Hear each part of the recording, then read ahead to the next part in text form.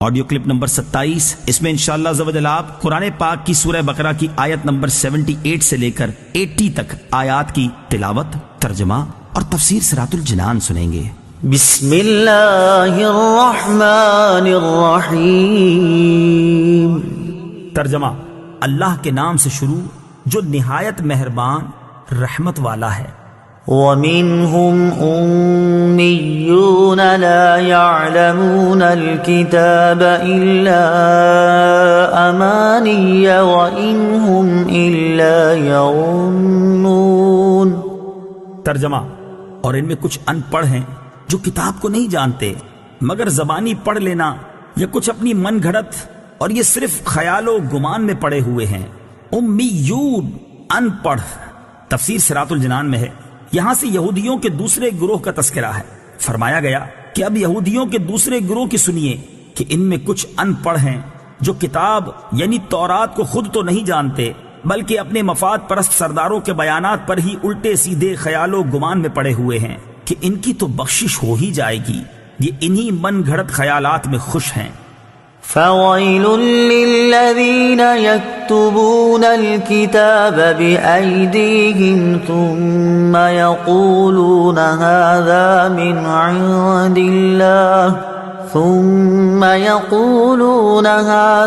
مِنْ عِندِ اللَّهِ لِيَشْتَرُوا بِهِ ثَمَنًا قَلِيلًا فَوَيْلٌ لَّهُم مِّمَّا كَتَبَتْ أَيْدِيهِمْ وَوَيْلٌ لَّهُم مِّمَّا يَكْسِبُونَ۔ ترجمہ: تو بربادی ہے ان لوگوں کے لیے جو اپنے ہاتھوں سے کتاب لکھتے ہیں پھر کہتے ہیں یہ خدا کی طرف سے ہے کہ اس کے بدلے میں تھوڑی سی قیمت حاصل کر لیں، تو ان لوگوں کے لیے ان کے ہاتھوں کے لکھے ہوئے کی وجہ سے ہلاکت ہے، اور ان کے لیے ان کی کمائی کی وجہ سے تباہی اور بربادی ہے۔ فویلن، تو بربادی ہے۔ تفسیر صراط الجنان میں ہے، جب سرکار دو جہاں صلی اللہ تعالی علیہ وآلہ وسلم مدینہ طیبہ تشریف فرما ہوئے تو علماء توریت اور سرداران یہود کو کبھی اندیشہ ہو گیا کہ ان کی روزی جاتی رہے گی اور سرداری مٹ جائے گی، کیونکہ توریت میں حضور پرنور صلی اللہ تعالی علیہ وآلہ وسلم کا حلیہ اور اوصاف مذکور ہیں۔ جب لوگ حضور اقدس صلی اللہ تعالی علیہ وآلہ وسلم کو اس کے مطابق پائیں گے تو فوراً ایمان لے آئیں گے اور اپنے علماء اور سرداروں کو چھوڑ دیں گے۔ اس اندیشے سے انہوں نے توریت میں تحریف و تغییر کر ڈالی اور حلیہ شریف بدل دیا۔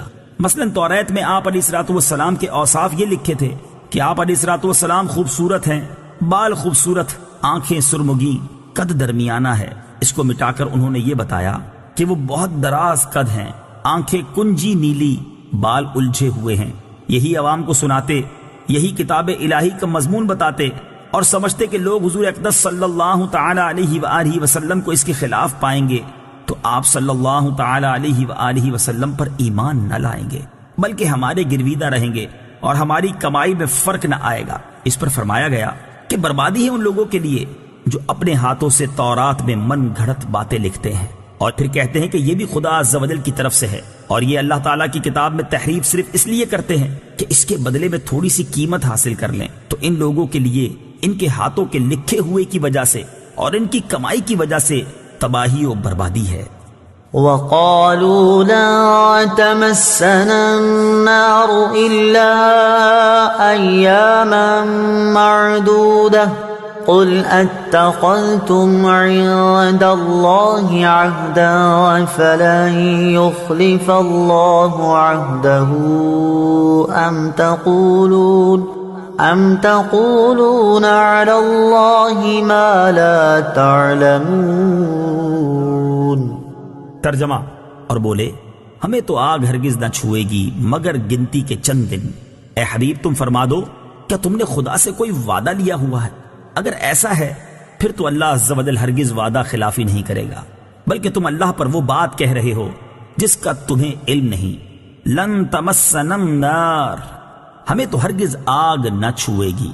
تفسیر صراط الجنان میں ہے، حضرت عبداللہ ابن عباس رضی اللہ تعالی عنہما سے مروی ہے کہ یہودی کہتے تھے کہ وہ دوزخ میں ہرگز داخل نہ ہوں گے مگر صرف اتنی مدت کے لیے جتنے عرصے ان کے آباء و اجداد نے بچھڑے کو پوجا تھا، اس کے بعد وہ عذاب سے چھوٹ جائیں گے اور وہ مدت 40 دن ہے۔ بعض یہودیوں کے نزدیک 7 دن ہے۔ اس پر یہ آیت کریمہ نازل ہوئی۔ چنانچہ اس آیت اور اس کے بعد والی آیت میں فرمایا گیا کہ اے حبیب صلی اللہ تعالی علیہ وآلہ وسلم، تم ان سے فرما دو کہ کیا تم نے اللہ تعالیٰ سے کوئی وعدہ لیا ہوا ہے کہ وہ تمہیں چند دن کے لیے ہی جہنم میں ڈالے گا؟ اگر ایسا کوئی عہد ہے پھر تو اللہ تعالیٰ ہرگز وعدہ خلافی نہیں کرے گا، لیکن ایسا کچھ ہے نہیں، بلکہ حقیقت یہ ہے کہ تم اللہ تعالیٰ پر جھوٹ باندھ رہے ہو، اور اللہ تعالیٰ تم سے ایسا وعدہ کیوں کرے گا کہ تم جہنم میں زیادہ عرصے کے لیے نہیں رہو گے، حالانکہ اللہ تعالیٰ کا قانون یہ ہے کہ جس نے گناہ کا ارتکاب کیا اور اس کے گناہ نے اسے ہر طرح سے گھیر لیا، یعنی وہ کفر میں جا پڑا، تو وہ جہنم میں جائے گا اور ہمیشہ ہمیشہ وہاں رہے گا۔